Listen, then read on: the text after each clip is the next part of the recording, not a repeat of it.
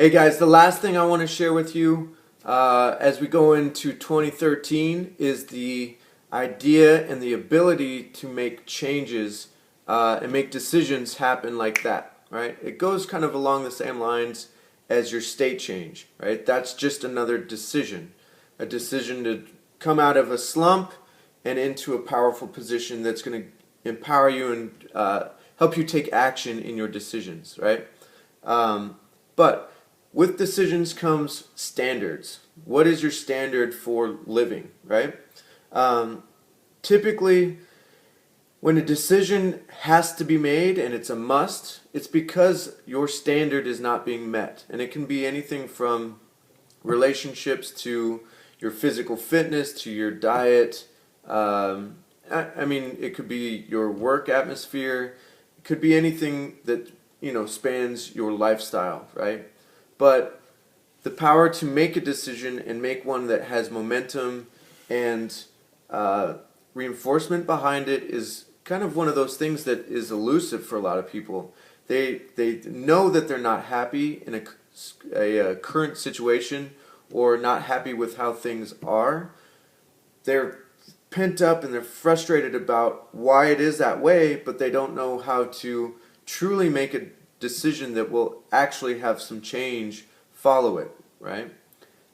They basically just end up getting more pissed off until they're so tired of being angry and frustrated that they just give up and they stay where they're at, which is a horrible feeling for anybody that's been there or is there.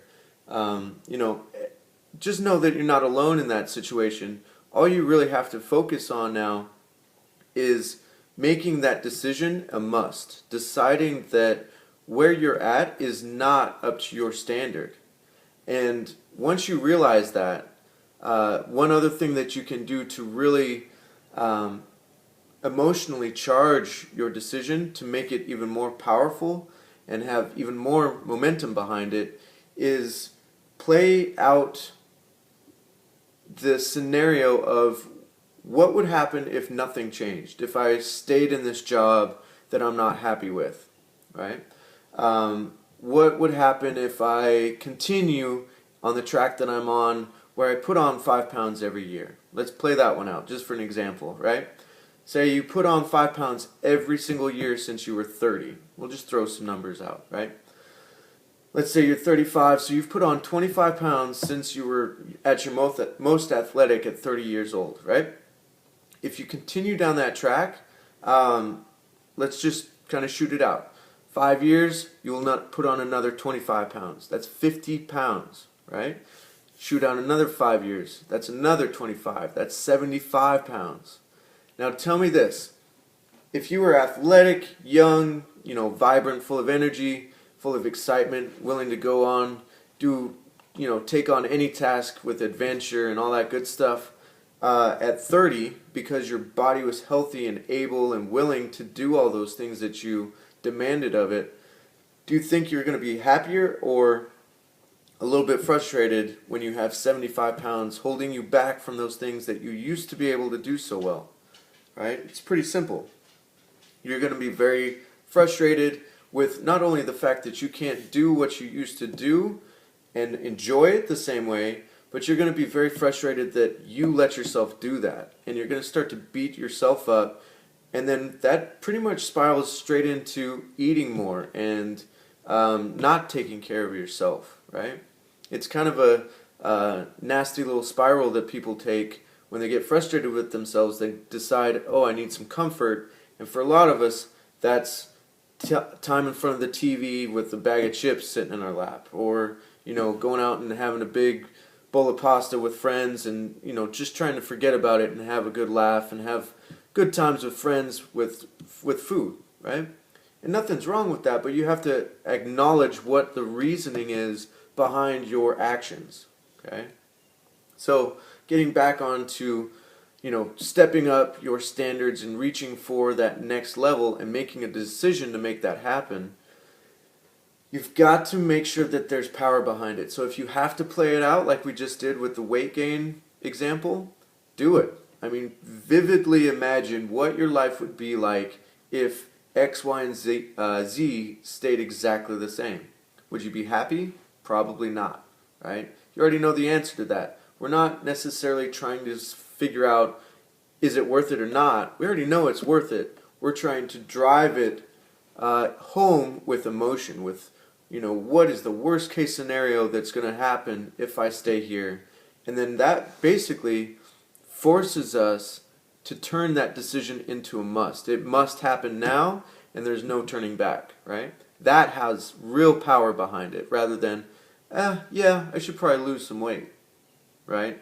That does not have any sort of punch to it. It does not pack a punch whatsoever. So when you make decisions, and this goes out to you guys doing the resolution thing, and you already know how I feel about that, right? If you're going to make a resolution, you need to do so with some active emotion behind it, right? Just don't, I'm really not happy with my fitness, so I'll probably work out 3 more times a week. Yeah, that's probably a pretty good idea. I can do that. No, that's not going to get it done for you guys, I promise. You might start out well for 2, maybe 3 weeks, and then you're going to be like, fuck it, that's not even worth it. There's no purpose behind it. It's not worth it. If you decide, if I continue on the path that I'm currently on, I'm not going to be able to play with my kids. I'm not going to be able to go on hikes with my girlfriend. I'm not going to be able to be around when my kids have kids and play with my grandchildren.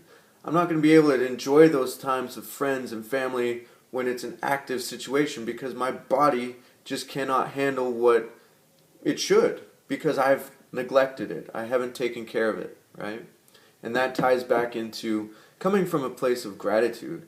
You have this body, you better take care of it, because you only get one, and it's going to basically be the vehicle for everything in your life.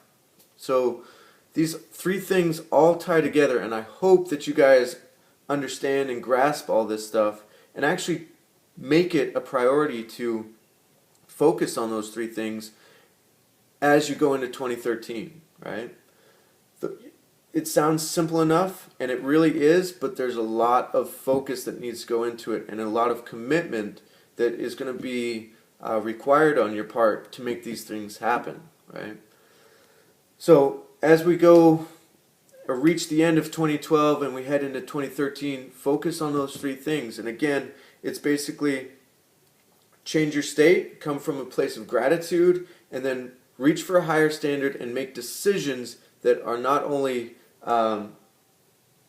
powerful, but they become a must. They're a must situation for you, right? So those things will greatly affect your life in a more positive way, to the point where you'll wake up one day and you're like, shit, I'm living the life that I want to live because I've decided to do so. And that's an awesome, fulfilling feeling. Whew. So that's what I have to offer for you guys on New Year's Eve 2012. Again, I hope you guys take that into action and make things happen.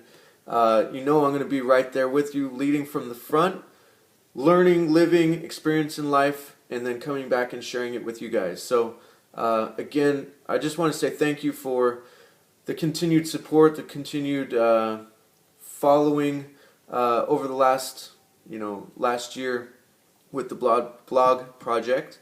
And we're almost to the end, but don't worry, I'm going to keep going with that stuff. And it's just a lot of fun, and it's an extremely fulfilling experience for me.